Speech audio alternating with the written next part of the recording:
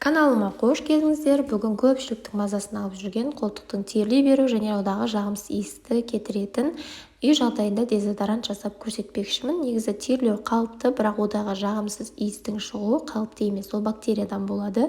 Сондықтан бактерияны жоятын үй жағдайында дезодорант жасап көрсетейін. Өйткені бұл 100% табиғи, ешқандай зияны жоқ, тек нәтиже болады. Бізге осындай кремнің босаған ыдысы керек болады. Осы ыдысымызға 3 ас қасық кокос майын қосамыз. Кокос майы табиғи антиоксидант және антибактериалды қасиетке ие болғандықтан біздің бактерияларды жоюға жақсы көмектеседі. 3 ас қасығын қосамыз. Егер кокос майы жоқ болатын болса, какао майы немесе масло ши қоссаңыздар болады. Екінші қосатын затымыз картоп крахмалы. Картоп крахмалын қосуға кеңес беремін. Кукуруз крахмалы, яғни жүгері крахмалы жарамайды. 2 ас қасық қосамыз. Үшінші біз ас содасын қосамыз, 2 ас қасығын.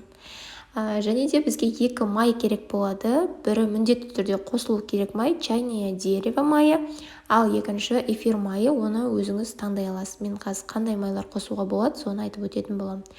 Чайное дерево майынан 8 тамшыдан 10 тамшыға дейін қосамыз, ал эфир майынан мен жалбыз майын қостым, бірақ сіздерге кеңес етпеймін, иісі кішкене өткірлеу болады. Оның орнына лаванда қоссаңыздар болады, 5 тамшы, немесе лимон шырынын, лимонның майын, апельсиннің майларын қоссаңыздар болады. Яғни екінші қосылатын май 5 тамшы қосылады. Солай жақсылап араластырып аламыз. Азанда және кешке қолтықты жақсылап жуып, кептіріп, қолымызбен алып жағамыз. Бұл дезодорант холодильникте 1 ай бойы сақталады. Өте жақсы көмегін тигізеді. Бактерияларды кетіріп, иісін кетіруге жақсы көмектеседі. Міндетті түрде жасап көріңіздер.